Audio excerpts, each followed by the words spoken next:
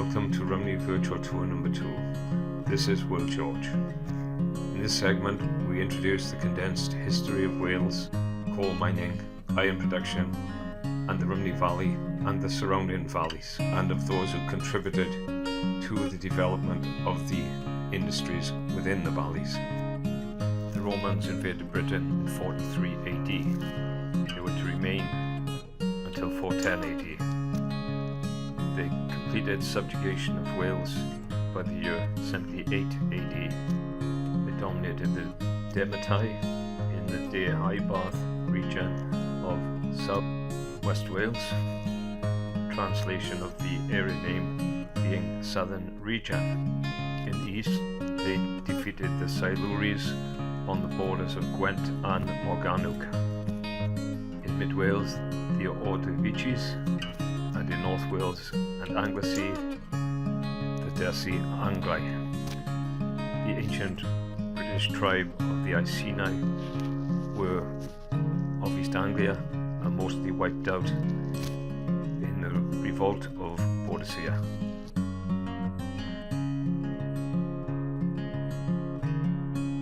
Henry VIII was a descendant of John of Gaunt through his mistress Catherine Swynford, who later became his legitimised wife.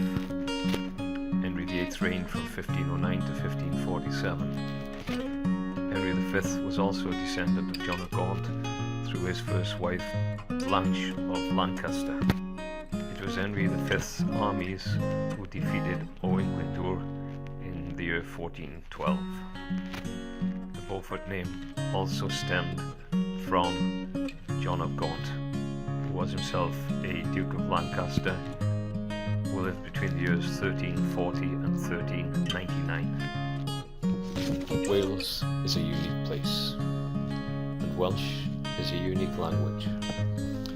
For the last 1,000 years, the French Normans and the mixed English have attempted to speak it and to spell it, some of it lost in the translation. The local history of Rumney has been impacted by the Romans, who built roads, one that ran from Gelligaer to Merthyr Tydfil to Dowlas, and then continued to a network that covered Wales and also led across the borders into England. The Romans occupied Britain from 79 AD to close to 400 AD, before they withdrew back to Italy to attempt to preserve their own borders and their own culture. Later, after 1066, the invasion of the Normans from Normandy on the northeast coast of France, we had castles and lordships. Henry VIII, King of England from 1509 to 1547, annexed Wales by the Acts of Union of 1536 and 1543. During the same period, Henry VIII was responsible for the dissolution of monasteries, having broken away from the Roman Catholic Church and being subjugated to the direction of the Pope in spiritual matters. Henry was declared the supreme head of the Church of England by the Act of Supremacy of 1534. He was a descendant of Henry V, the Duke of Monmouth, who was born in Monmouth Castle. He fought against Owain Glyndwr, whose death was recorded in 1415 by one of his followers.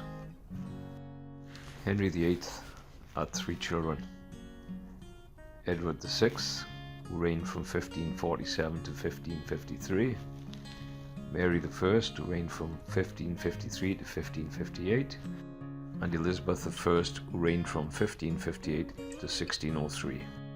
The structure of the aristocracy, the ruling class, placed the king and queen at the top, followed by prince and princesses, duke and duchesses, marquises and marchionesses, earls and countesses, viscounts and viscountesses, and baron and baronesses.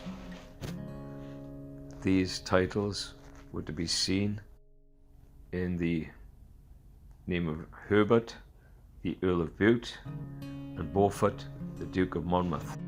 It was these individuals who were responsible in part for the development of the Welsh coal mining industry and of the production of iron and later steel.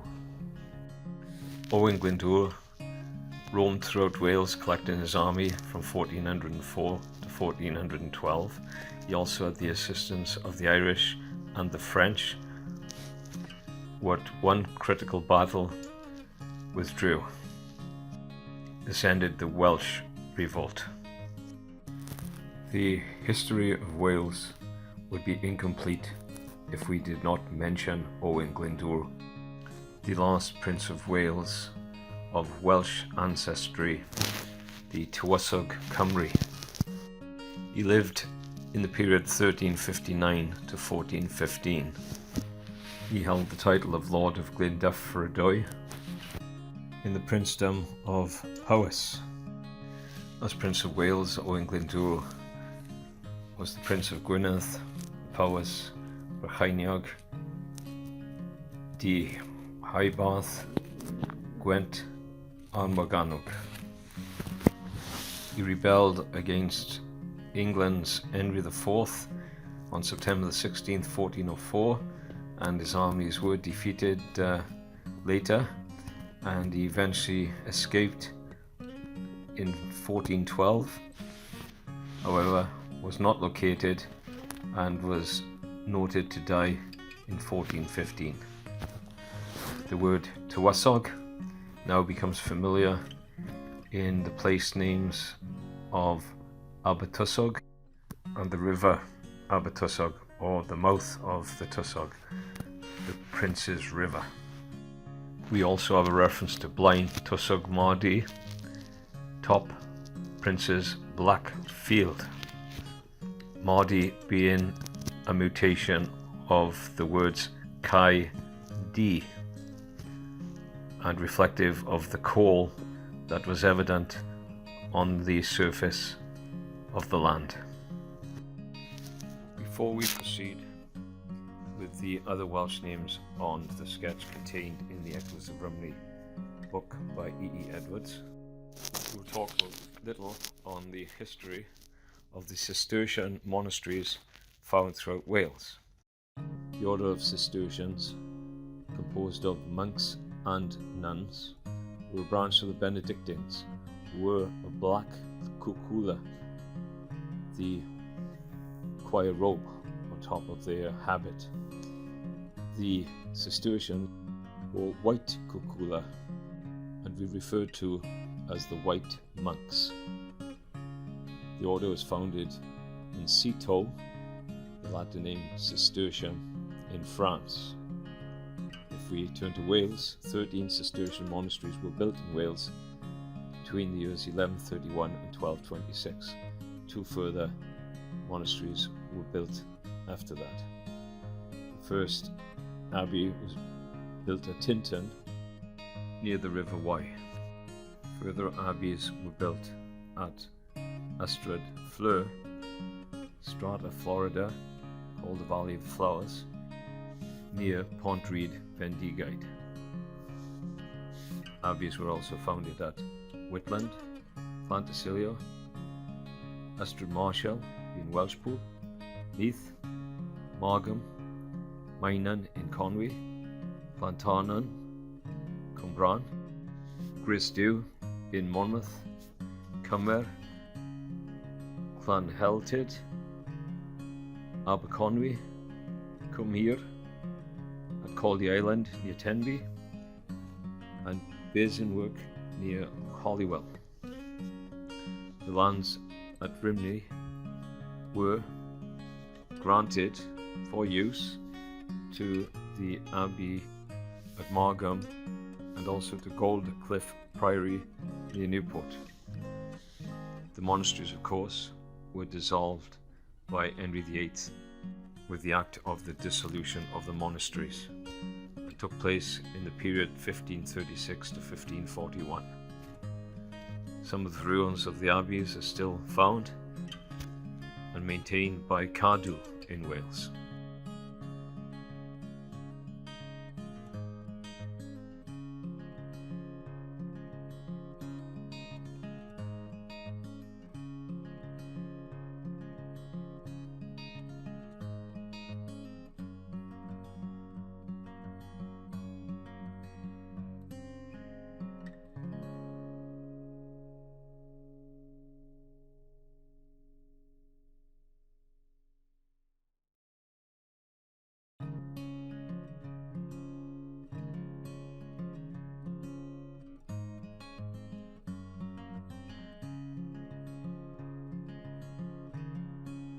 Since the dissolution of the monasteries, the Welsh tithes of 10% that were previously paid to the churches were now paid to the lords of the manor, who had full rights over the land and the mineral resources of Wales.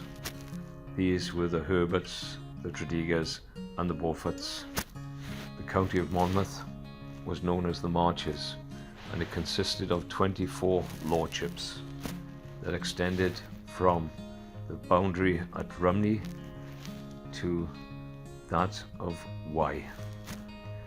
Rumney itself was previously attributed to Margam Abbey for the use of its lands, and also to the Goldcliff Priory near Newport.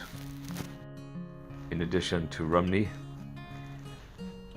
the lands surrounding Sarawi were also attributed to the Goldcliff Priory.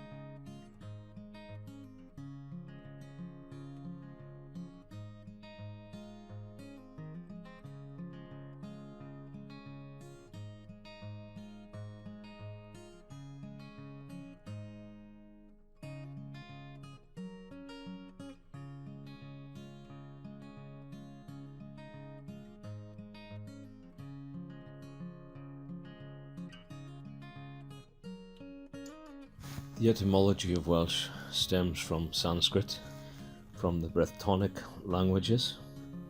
Modern-day Welsh has been affected by the interpretation and application of the alphabet by the Romans, the Normans, and the English, each in turn. The sketch map, dated before 1800 in E. Edwards' book Echoes of Rhymney, gives us an example of the adjustment to the Welsh written language in spelling and in mutation. I have therefore attempted to bring together some of the words in a more modern English setting. Let me first deal with Rumney. If we take the modern spelling of Rhymney and consider that a medieval spelling may have been Rhi, Re meaning Lord, Ein, Ein meaning our, Tir meaning land, gives us a translation of our Lord's land. As an alternative, we may look at Rhi, Mynydd,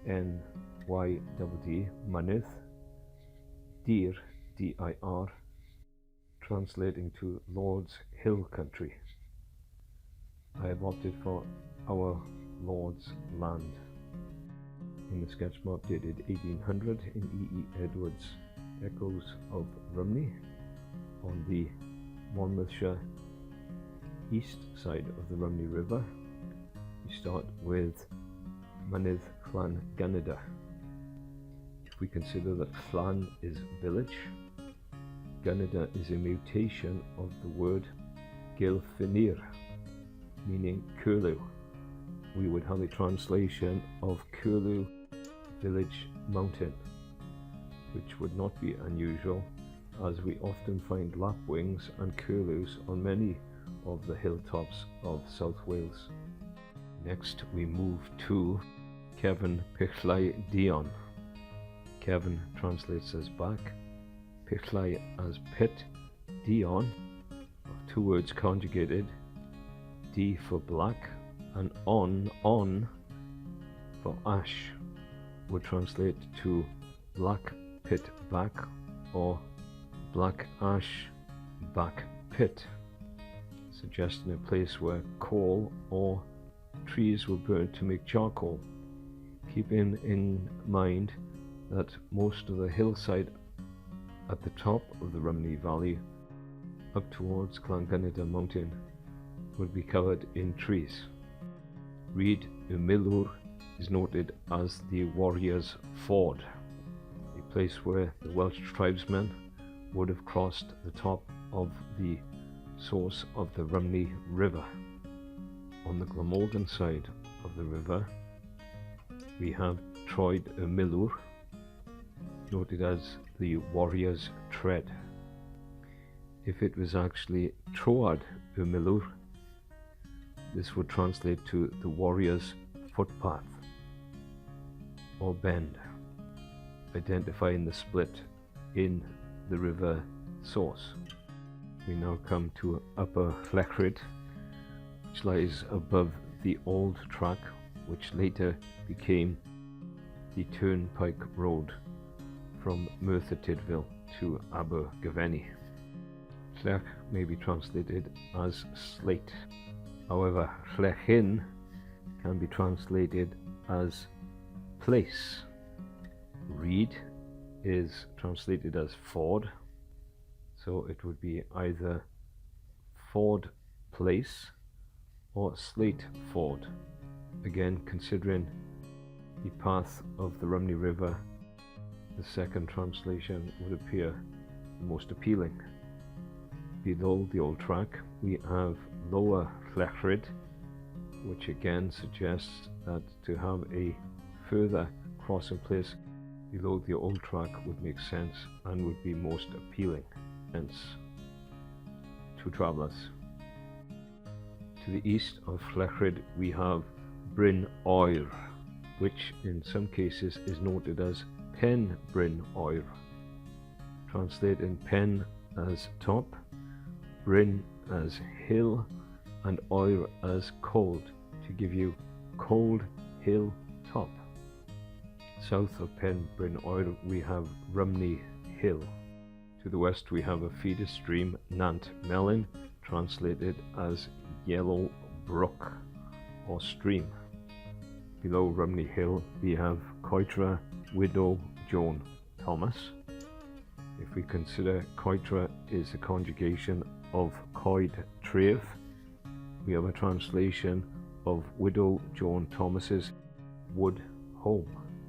Below the stream we have a location of Carno, where Nant Carno joins the Rhymney River. Nant is brook or stream. If we consider Carno is actually short form for Carnog, we have Hoofed, brook or stream. This might suggest a crossing place for cattle and horses. Below the county name of Monmouthshire we have Blaen Tusog Mardi. Here Blaen may be translated as top or edge. Tisog is a conjugation of Tuwasog, translating as prince. Mardi may be a mutation of Kai Di or by thee. One gives us a translation of Blackfield, the other of topsoil. I have opted for Prince's Top Blackfield rather than Prince's Black Topsoil Edge. We know that the Mardi area had outcroppings of coal which may have been readily available on the surface. Further south we have Cwrt y Llacca. Cwrt Tir might be split as Cwr Tir, two words, Cwr translated as border or edge, T as house, Llacca as bright, giving us a translation of bright edge house. Llacca is a conjugation of Llachar, meaning bright. On the east of the sketch we finally come to Mynydd Bedwellty, noted in E. Edwards' book Echoes of Rhymney as Byd Gwech Et, translated as a better world for thee. Mountain. South of the mountain we have Toin Tusog, which I have again taken as Toin Tywasog and translated as Prince's Hill. Finally, on the Monmouthshire side of the Rumney River we have Coed Kevin Rich Deer. I have taken deer to be a conjugation of tir to give a translation of backwood furrowed land. Now we turn to the Glamorgan side on the west side of the Rumney River, and we start with Gwaun y Menich. Gwaun, a misspelling of the word Gwaun, meaning meadow. Men, conjugation of Mynach, Mynach, meaning monk. This would translate to monk's meadow. However, if Menich is two words, Men and then YCH, we have ox cart moor. This would be in keeping with the raising of cattle in the area. When we look at an aerial photograph of the area below Bute Reservoir, we note 5 fields, of which 4 are cultivated, with another field that is actually split in half and divided by hedgerow or ditch, which may be cultivated rotationally or retained for pasture. In addition to the fields, we have several areas which may be good grazing land for sheep or cattle in the immediate vicinity. These fields would be identified by the names on the sketch map of E. Edwards in Echoes of Rhymney. The families who cultivate the lands of this farm may very well identify these fields by their medieval names. We may consider that these lands from the 10th to the 15th or 16th century may have been farmed under medieval serfdom, the feudal system where the land tenant had no rights of ownership but worked a piece of the land to support his family, the balance of the land being for the benefit of the feudal lord, or in this case perhaps the monastery at Margam or the priory at Goldcliff near Newport. So we have Cai Toin Fanachlog being a mutation of Manach Lod, which translates as monastery hillfield. In the same parcel we have Cai Toin Mawr, the large hill field. In the eastern corner nearer the Rumney River in the wooded area we have Cai Tir Daran, where Tir is misspelled from the modern version of TIR, and where Daran again forming two words, Dar for cattle and Ren as a short form of Pren, which would translate as cattle woodland field. If Ren is a mutation of rent, R-H-E-N-T, we would in fact have rented cattle field. Either of the names may be applicable to this location. We also have the name Wine Tir Daran, wine being a short form for gwine, Tir spelled T-Y-R, not the modern version of T-I-R, and where Dar is again split as previously noted, giving us wood cattle moorland, or rented cattle moorland or meadowland. Next we have Cai Tum Goff, where Tum is a mutation of Toin or Tun, which would give us a translation of broken hill field, which would aptly describe the western field as shown in the aerial view.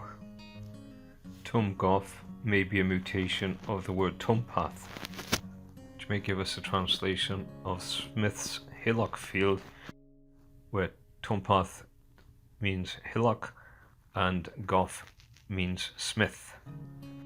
Below the cultivated fields and the pasture land leads us to Nant Carno. Nant Carno leads us to an area identified as Carno, and also where for many years we had Carno Shop, which may have been a farm building from the mid to late 15th century onward. Nant is translated as brook or stream. Carno may be identified as a cairn. If Carno is a mutation of Carnog, then we would have hoofed brook or stream. Here again, this might be an indicator of a crossing place for cattle, and possibly where the Carno shop was a milking and dairy building. This would fall in line with its later use as a general store, grocers cum feed store for the local inhabitants. Below the wine fair track we have Bryn Pursliag, where Bryn is translated as hill, and where Pursliag might be separated two words, Pwll meaning pit, pool or pond, and Lliosog being a mutation, translating as numerous. Those who know the area will know that there were many small ponds, or in fact many small pits, where coal was excavated on the surface of the moorland.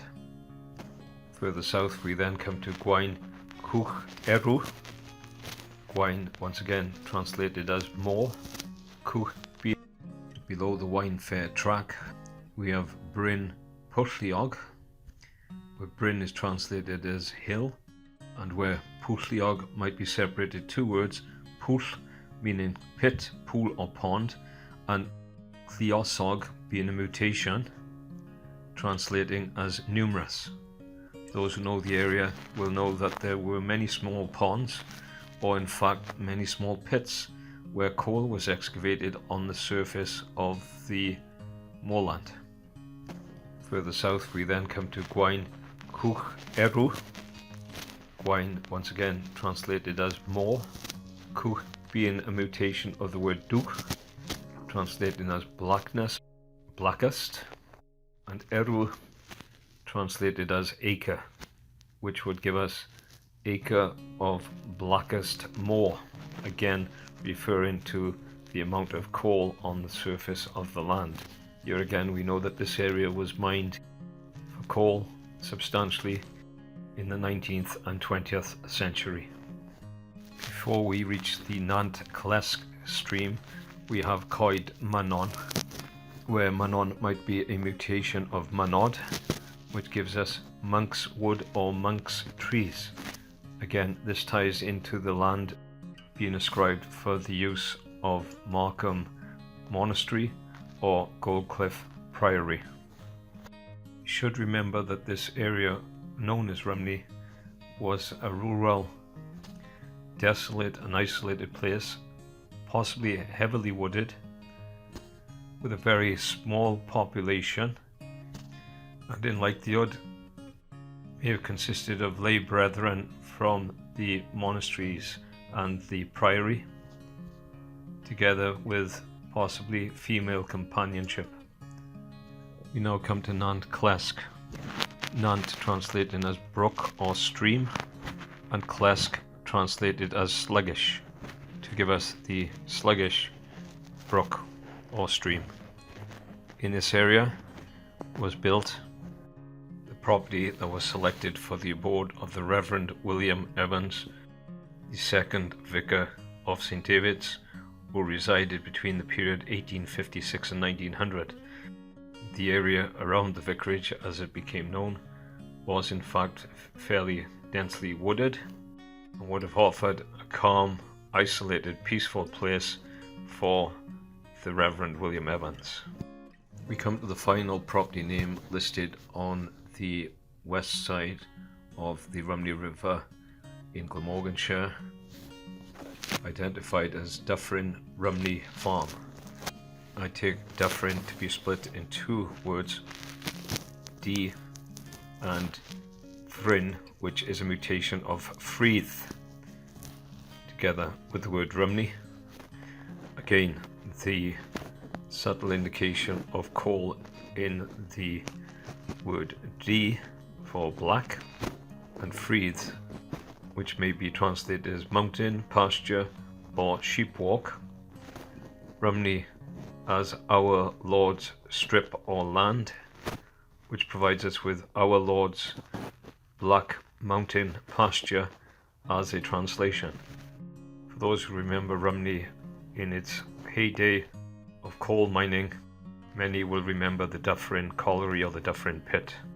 This concludes our translation of the place names shown on the sketch in E. Edwards' book Echoes of Rhymney. There will be those historians who can conjecture other interpretations for the written word as recorded in Old Welsh and modified through time to provide us with our modern day spelling of place names. In considering the various translations of the Welsh language and the words of description found in the area of Rumney, we have considered lateral and conceptual thinking, taken into account the transliteration of words by clerics of various levels of education and writing and interpretational skills in the Middle Ages. The benchmark for the earliest recorded descriptions of the properties in the Rumney area may perhaps be found in the archives of Goldcliff Priory, which are held by Eton College, with the probability they are recorded in Latin or French. We should remember that social histories and family histories, together with place names, were passed from one generation to the next by word of mouth rather than by the written word. It was the coming of the clerics from the monasteries and the priories that gave us documented evidence of these past records. Many of the individuals living in these areas were confined to the areas, unable to travel away from them due to their feudal ties and due to the lack of transport. The exception might be where men were recruited to fight for the various kings and princes in the locality who sought to defend their titled lands from all invaders. Here again, the soldiers would know very little of the various places that they may have visited and may not have travelled more than short distances to meet their obligations. If we consider Owain Glyndwr, we know that he travelled from North to South Wales in fighting the English Monarchy of the reigns of Henry IV and Henry V. It should be noted that Owain Glyndwr and his fathers before him, princes of Wales, pledged their fealty and gave service to the monarchy of England.